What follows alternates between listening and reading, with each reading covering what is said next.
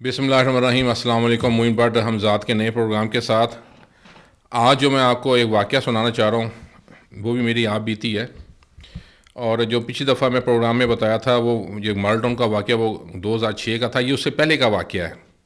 یہ ان دنوں کی بات ہے جب میں بہت مجاہدہ ریاضت کرتا تھا، اور شام کو روزانہ نکل جانا، کسی دربار پہ چلے جانا، کسی جگہ پہ روحانی محفل میں چلے جانا، اور جو لوگ کہتے ہیں میں پڑھتا رہتا تھا۔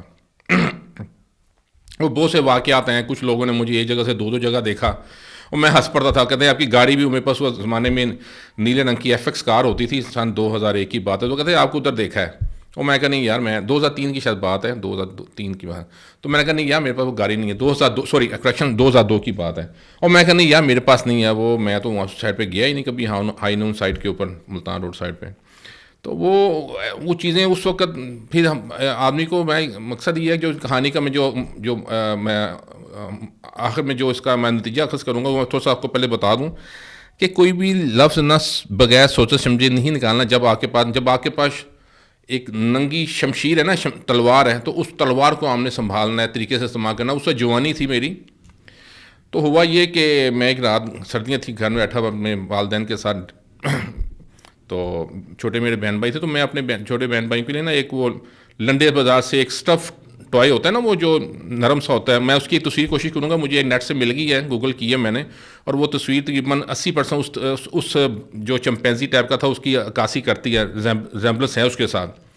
وہ میں نے ایک وہ ریلوے اسٹیشن کے پاس ایک بازار ہے، وہاں سے میں نے خرید لیا، اور میں لے کے اس کو دھا کے اس کے ہاتھ میں میچز ہی تھی، وہ چپک جاتے تھے ہاتھ، چھوٹا سا بغیر دم والا تھا، گریلا ٹائپ کا تھا چیز سی، میں نے اس کو نا وہ لیمپ کے ساتھ لٹکا دیا۔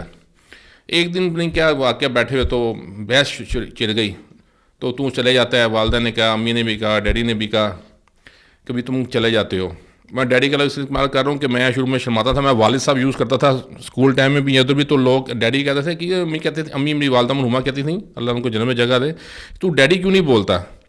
کیونکہ گھر میں ہم ڈیڈی بولتے تھے، اس لیے میں کہہ رہا ہوں جا کہ یہ میرے والد صاحب بھی، میری ڈیڈی بھی یہ سنیں گے پروگرام، تو وہ بھی یقیناً جو ہے نا ان کو مزہ آئے گا سننے کا پروگرام، کیونکہ اس کے یعنی شاہد واقعے کے میرے ڈیڈی بھی ہیں۔ چھوٹی بہن تھی اور چھوٹا بھائی تھا، اس وقت بہت چھوٹی عمر تھی ان کی، تو انہوں نے کہا کچھ مجھے ایسے نا جو گھر میں بحث ہو جاتی ہے، میں نے کہا اچھا میں آپ کو بتاتا ہوں۔ میں نے ایسے اپنی آستین کو چڑھایا، میں نے ایسے ہاتھ کیا، وہ جو بندر سامنے دیوار پہ تھا، میں اس کو ایسے دیکھا، ایسے کر کے نا، میں کہا میں اس کو زندہ کروں، زندہ کیا کرنا تھا، ذرا اس کو ہلانا تھا۔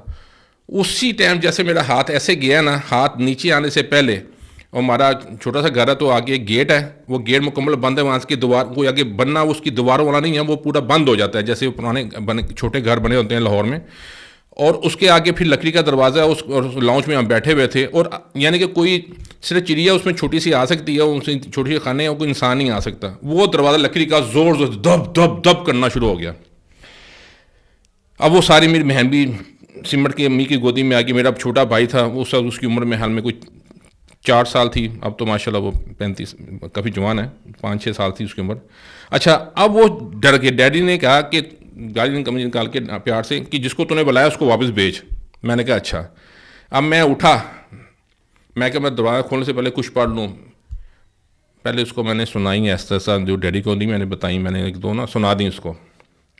اس کے بعد میں نے کہا یہ ہم دوسرا اصل طریقہ بھی استعمال کرنا ہے، جب آواز میں نہیں مکمل ختم ہو رہی، میں نے آیت الکرسی پڑھنا شروع کر دی۔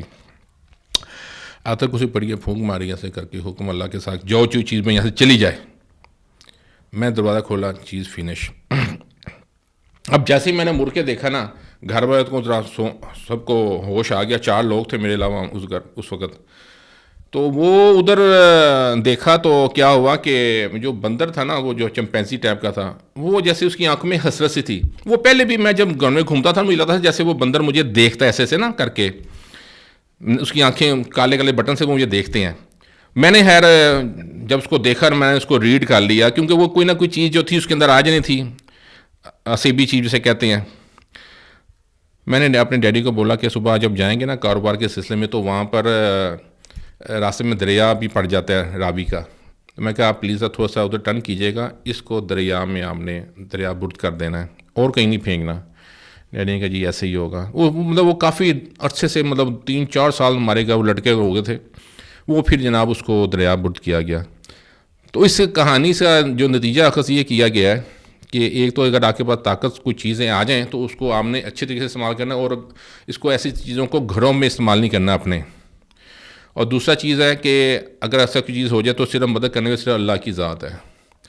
تو اگر آپ کی زبان میں اور عقیدہ ہے تو بسم اللہ الرحمن الرحیم میں بہت طاقت ہے. میں اسنیک ہنٹر بھی ہوں، اور میں کیا کرتا ہوں، میں بسم اللہ الرحمن الرحیم پڑھتا ہوں، سانپ کو سپیڈ کے ساتھ پکڑ لیتا ہوں. لوگ کہتے ہیں آپ کچھ پڑھتے ہیں، میں کہا واللہ میں نہیں پڑھتا. وہ ایک زمانے میں دم کا کرتا تھا وظیفہ، لیکن میں نہیں کرتا، لیکن میں اس کو صرف بسم اللہ عقیدے کے ساتھ پڑھتا ہوں. اور اسی طرح عقیدے کی میں بات ذہن میں آ گئی کہ جس طرح وہ شہاب نامے میں قطلہ شہاب مرحوم نے، وہ ایک تھی بملا کماری کی بے چین روح، آپ نے یہ تھا موضوع برار صاحب کبھی پڑھے ہوئے. اس میں وہ کہتے ہیں کہ جب وہ روح آتی ہے تو یہ صرف لا الہ ہی پڑھتے ہیں، کہ محمد صلی اللہ بات نہیں چلتی ہے، وہ چیز بھاگ جاتی، چیخیں مارنی شروع ہو جاتی ہے، کیونکہ وہ عقیدت کے ساتھ اور عقیدے کے ساتھ پڑھتے ہیں. تو آپ کو جب بھی پریشانی ہو آپ اللہ کو پکاریں، اللہ ضرور سنے گا. صلاح عام ہے یاران نقطہ داں کے لیے. اس کے ساتھ ہی میں آج کا پروگرام کا اختتام کرتا ہوں. اپنے قیمتی آراء کا اظہار میرے کمنٹس باکس میں کیجیے گا، جیسے بھی ہوں، لیکن تہذیب کے دائرے میں. لائک کیجئے، شیئر کیجئے، اور جو آپ کے دوست احباب ہیں ان کو بھی آگے فارورڈ کیجیے گا. آپ کا بہت بہت شکریہ. السلام علیکم.